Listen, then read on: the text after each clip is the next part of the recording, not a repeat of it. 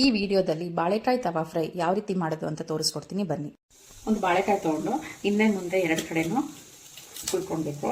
Sides ಎಲ್ಲ ತಕ್ಕೊಂಡು ಅದು ನಾರಿರುತ್ತೆ, ನಾರನ್ನು ಪೀಲರಲ್ಲಿ ಎರ್ಕೊಳ್ಳಿ. ಎರ್ಕೊಂಡಿದ್ದೀವಿ. ಎರ್ಕೊಂಡಾದ್ಮೇಲೆ ಇದು ಮಧ್ಯ ಕಟ್ ಮಾಡ್ಕೋಬೇಕು. ಈ ಥರ ಸ್ಲೈಸ್ ಥರ ತೆಳ್ಳಗೆ ಕಟ್ ಮಾಡ್ಕೊಡಿ ಒಂದೊಂದೇ.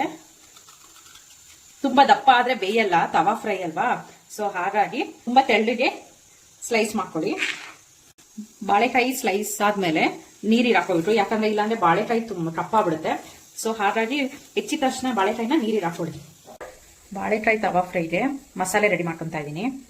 ಅಚ್ಚ ಹಾಕ್ಬಿಡಿ, 1 ಸ್ಪೂನು ಧನಿಯಾ ಪುಡಿ, 1 ಸ್ಪೂನ್ ಅರಶಿನ, ಚಿಟಿಕೆ ಗರಂ ಮಸಾಲ, 1 ಸ್ಪೂನ್ ನಿಂಬೆಹಣ್ಣು, ಶುಂಠಿ ಬೆಳ್ಳುಳ್ಳಿ ಪೇಸ್ಟ್ 1 ಸ್ಪೂನ್, ರುಚಿಗೆ ತಕ್ಕಷ್ಟು ಉಪ್ಪು.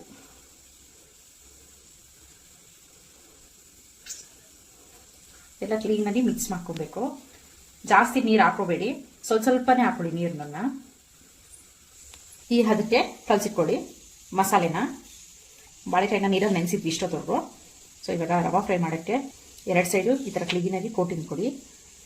ಈ ರೀತಿಯಾಗಿ ಎಲ್ಲ ಮಸಾಲೆನ ಕ್ಲೀನಾಗಿ ಹಚ್ಚಿಟ್ಕೊಳ್ಳಿ. ಇದು ಒಂದು 20 ಮಿನಿಟ್ಸ್ ಮ್ಯಾರಿನೇಟ್ ಆಗೋಕ್ಕೆ ಬಿಡಿ. ಒಂದು ತಟ್ಟೆಗೆ ಚಿರೋಟಿ ರವೆ ತೊಗೊಂಡಿದ್ದೀನಿ ಸ್ವಲ್ಪ. ಸೊ ಇದಕ್ಕೆ ರುಚಿಗೆ ತಕ್ಕಷ್ಟು ಉಪ್ಪು ಹಾಕ್ತಾ ಇದ್ದೀನಿ. ಉಪ್ಪು ಹಾಕ್ಕೊಂಡು ಕ್ಲೀನಾಗಿ ಕಲಿಸ್ಕೊತಾ ಇದ್ದೀನಿ. ಇವಾಗ ಏನು ಬಾಳೆಕಾಯಿ ಕಟ್ ಮಾಡಿ ಇಟ್ಟಿದ್ದೀನಲ್ಲ, ಮಸಾಲೆ ಹಾಚಿದ್ದೀನಲ್ಲ, ಸೊ ಇದನ್ನ ರವೆ ಜೊತೆ ಕೋಟಿಂಗ್ ಮಾಡ್ಕೊತೀನಿ.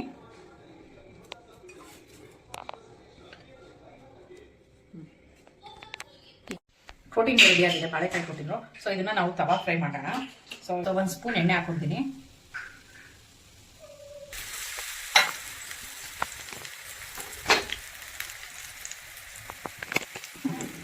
ನಿಧಾನಕ್ಕೆ ರೋಸ್ಟ್ ಮಾಡಿ, ಸಿಮ್ಮಲ್ಲಿ ಇಟ್ಕೊಂಡು ರೋಸ್ಟ್ ಮಾಡಿ, ತುಂಬಾ ಹೈ ಫ್ಲೇಮಲ್ಲಿ ಇಟ್ಕೋಬೇಡಿ. ಒಂದ್ ಕಡೆ ರೋಸ್ಟ್ ಆದ್ಮೇಲೆ ಇನ್ನೊಂದ್ ಕಡೆ ತಿರುಗಿಸ್ಕೊಡಿ ನಿಧಾನಕ್ಕೆ.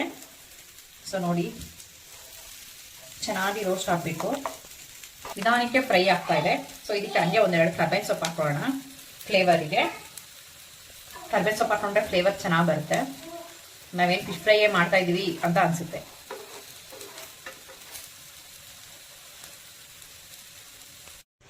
ರೋಸ್ಟ್ ಆಗಿರೋ ಬಾಳೆಕಾಯಿ ಫ್ರೈನ ತಟ್ಟೆ ಹಾಕೊಂಡ್ರೆ ಬಿಸಿ ಬಿಸಿಯಾದ ಬಾಳೆಕಾಯಿ ಫ್ರೈ ಸವಿಯಲು ಸಿದ್ಧ.